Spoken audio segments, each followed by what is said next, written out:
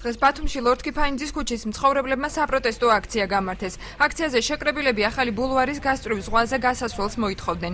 ადგილობრივები აცხადებენ, რომ ზღვაზე გასასვლელის არარსებობის გამო დამსვენებლების სიმცირეა. ვითხოვთ ყოფილი გზის, რომელიც ჩვენ პატარა კუთხეს აკავშირებდა ზღვის სანაპიროსთან, რომელიც ამჟამად გადაგვიკეტეს და არავითარი ალტერნატივა არ არსებობს, რომ ეს გზა გაიხსნას. ჩვენი მოთხოვნა არაფრად ჩააგდეს.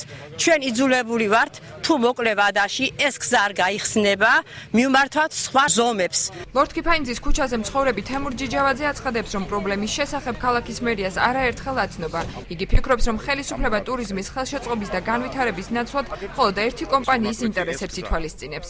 ძირითადი პრობლემა არის აი ამ გზის მონაკვეთის გახსნა და შეერთება ახალ ბულვართან. ვითხოვთ რაც სახელმწიფოს დაუბრუნდეს ისევ მისი არსებული ქონება. ანუ მის საკუთრებაში არ ითხოვს აქ თქვათ რიგითი მოქალაქე და მე ეჭვი მიჩნდება და მინდა ასეთი შეკითხვას დავსვა ეს რა აწყობს სახელმწიფოს თქვათ ერთი კაცის სარგებელი გაიზიაროს თუ ამ ხელა სოფელი თქვათ 1200 კომლის უიმედობა დატოვოს და რა ვიცი მე ყველაფერი ამაზე არის დამოკიდებული. პრობლემის შესახებ ბათუმის მერი ჯემალ ანანიძე ინფორმირებულია. მისივე განცხადებით ლორდ კიფაინძის ქუჩის დასახლებაში ზღვასთან მისვლა 3 შემოვლითი გზით არის შესაძლებელი. ქალაქის მერი ადრეის დასახლების მცხოვრებლების მოთხოვნების გაცნობას ერთ კვირაში ეკონომიკის სამინისტროს წარმომადგენლებთან ერთად გეგმავს. ჩვენ შევპირდით, რომ ეკონომიკის სამინისტროსთან ერთად შევხვდებით ფლობელს გაუწევთ დახმარებას, თუმცა ეს საკითხი ძირითადად მაინც ეკონომიკის სამინისტრომ უნდა დაარეგულიროს, რადგანაც შიგნით არსებული გზის სანაცვლოდ მოხდეს დათმობა წინა სექტორში.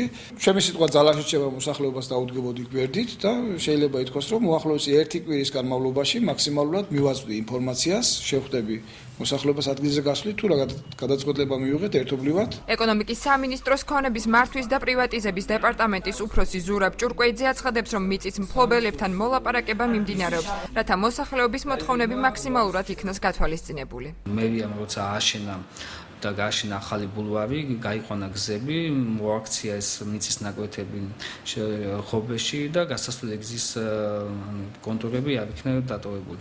გამომდინარე აქედან დღეისათვის მიმდინარეობს მუშაობა იმ მიმართულებით, რომ გავიგოთ პოზიცია კომპანიის და შესაბამისად ალტერნატიული გეგმები დაისახოს. ახალი ბულვარის მიმდებარე ტერიტორია 2012 წელს აჭარის მთავრობის გადაწყვეტილებით ეკონომიკის სამინისტრომ პირდაპირ მიყიდვის წესით კომპანია DH Hotel Batum's გადასცა.